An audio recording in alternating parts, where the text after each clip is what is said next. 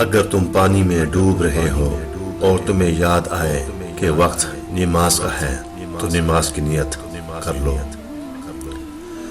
جو شخص تمہاری نظر سے تمہاری نظر کو نہیں سمجھ سکتا تو اس سے کچھ مانگ کر خود کو شرمندہ نہ کرو۔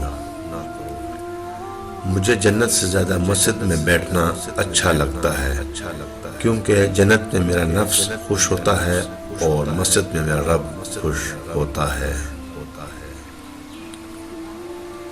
کوئی کسی سے نہ ڈرے سوائے گناہ کے، اور نہ کوئی کسی سے امید رکھے سوائے اللہ کے۔ تمہارا صبر تمہیں کامیابی عطا کرتا ہے۔ جس کا رابطہ خدا کے ساتھ ہو وہ ناکام نہیں ہوتا۔ ناکام تو وہ ہوتا ہے جس کی امیدیں دنیا سے وابستہ ہوں۔ گناہ کو چھوڑ کر باقی تمام معلومات میں لوگوں سے اتفاق کرنے کا نام حسن خلق ہے۔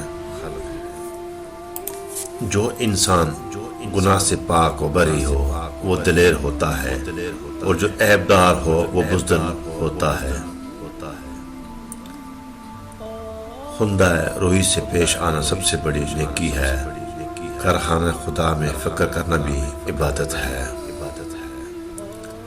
مومن کا سب سے اچھا عمل یہ ہے کہ وہ دوسروں کی غلطیاں نظر انداز کر دے۔ جو تمہیں غم کی شدت میں یاد آئے تو سمجھ جاؤ کہ وہ تم سے سچی محبت کرتا ہے۔ سب سے بڑا عیب یہ ہے کہ تم کسی پر ایسا عیب لگاؤ جو تم میں خود بھی موجود ہو۔ روزے کی حالت میں دوپہر کو کھلونا کر لیا کرو، اس لیے کہ خواب میں اللہ کھلا پلا دیا کرتا ہے۔ پریشانی خاموش رہنے سے کم، صبر کرنے سے ختم اور شکر کرنے سے خوشی میں تبدیل ہوتی ہے۔